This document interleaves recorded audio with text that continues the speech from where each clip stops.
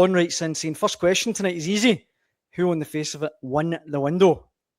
I've written a piece about it today. Certainly not Celtic. I find that it's not even short.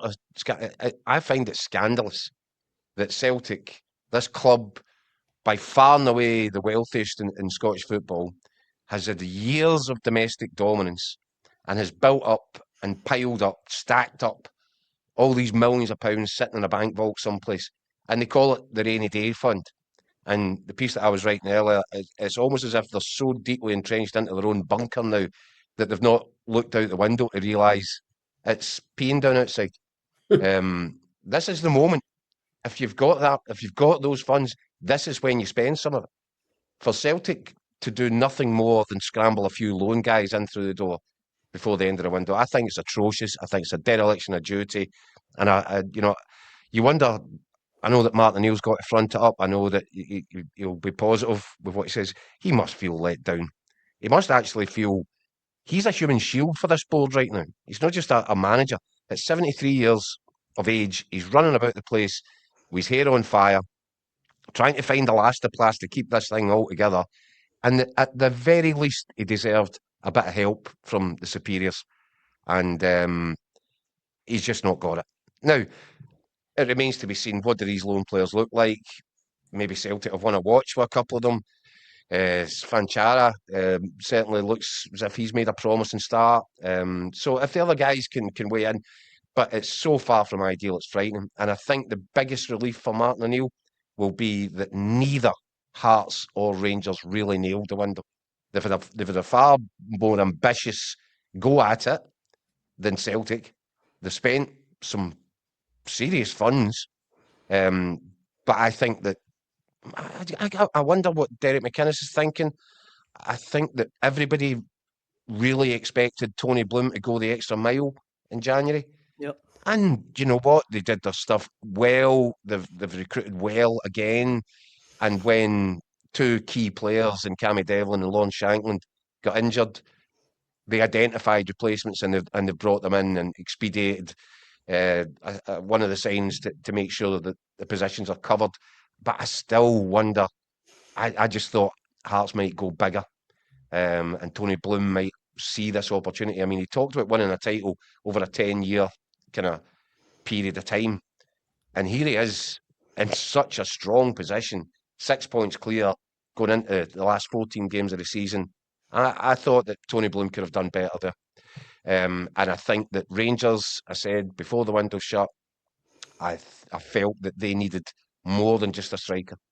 And obviously, listen, I've got to give them credit for getting Nadiri over the line and for doing everything that they had to do to get that deal done.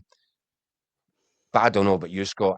I see a team that is reliant on Thelo Asgard as its creator-in-chief. That, for me, is not a title-winning team. And I felt that Rangers needed at least one more in that final third to really give themselves the best possible chance. They've still got a chance, but I just felt a striker and another really creative attacking player were required in order to make Rangers look like genuine championship material. Yeah, no, I don't disagree, Jacko, and I think he probably won't admit it publicly. Danny Rowe, he did touch on it today at his press conference, but he did say a few weeks ago that he was looking for another midfielder, and I think, like you, I think it would be a creative midfielder that he was looking for, forward-thinking midfield player, because he's already brought Chukwueze in, who's a bit more defensive, and also he's got Connor Barron coming back, of course. And he's got Diomande to pick from, yeah. I totally agree on Asgard. I mean, if you're going to play a number 10, as Rangers have done in recent weeks, Asgard's not been up to it. I mean, he's shown flashes of what he's capable of, but nowhere near consistent enough. He doesn't really look like the type of guy that's going to go and take games with the scruff of the net and go and win, with the scruff of the net and go and win a title for you. Unfortunately, for Rangers, so I agree that they need a bit more. They need a bit more creativity. Listen, I mean, Danny Rowe said today talking about Nadiri that it gives them the option of going with 2 up front, which is interesting because it's not really something they've done. But they do have him, Shamiti and Majowski now. And it'd be interesting if he did that, because then it might he said actually play 2 number 10s behind, but that might be like a Diomande and somebody else. Do you know what I would do, Scott? Do you know what I would give real serious thought to if I was Danny Rowell right now? And especially Asgard goes missing in the bigger games. Yeah. It happened again at Easter Road. I would take a leaf out of Barry Ferguson's book, and I'd try and get Raskin a lot further up the pitch, because when he does burst into the opposition box, into the danger area, he's the one guy that threads the passes and knits things together and causes problems. He's good at running beyond. He times it well. I think his instincts are good in the last third.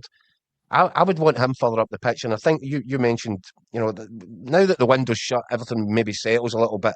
But Chukwueze, he looks to me as if he's going to be great all day long in terms of a defensive bit of bite, winning the ball back. I think that seems the early indications to be his strength. Get him in there. Yeah. Have Diomande for a bit of legs, and I would push Raskin on and ask him to weigh in, because we saw it towards the end of last season. He's a goal threat. And I think he would provide so much more. And I think you would also then have a really committed, industrious midfield, which is full of energy. I wonder if he might look at doing something like that, because from what he's left with at the end of this window, I think that might be something worth thinking about. I tend to agree. The problem in Easter Road, Jacko, was that the problem when you play a number 10 like Asgard, an out-and-out 10, is that the 2 behind them always feel that they need to sit. They're almost holding themselves back. Now, Raskin tried to influence the game a bit more in the second half and was given a bit more licence. But you think back to the Old Firm game, it was the same at the Celtic Park in the first half. Asgard playing in the kind of number 10 and had no impact in the game. When Roll went to a kind of more flat 3 in the second half. It was a flat 3, yeah. But that then allows people to go. There's more interchange, in terms of positions. If one goes, somebody else sits. There's more rotations in the middle of the park when you go with that kind of more fluid 3. Problem with Asgard is we play him the 10. You're really reliant on him to be creative and be the guy just off the front. A difference maker. Yeah. And he just hasn't done it. So I agree with you. I'd like to see him going back to just going Chukwueze, Raskin and Diomande in the midfield, and then obviously with the 3 up front. But obviously Nadiri coming in does give them a different option. So it'll be interesting to see what they do.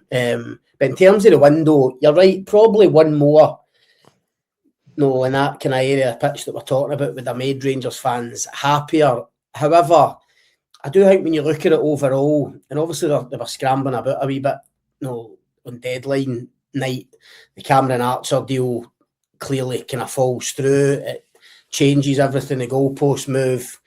They have to go and get Nadiri now as opposed to in the summer.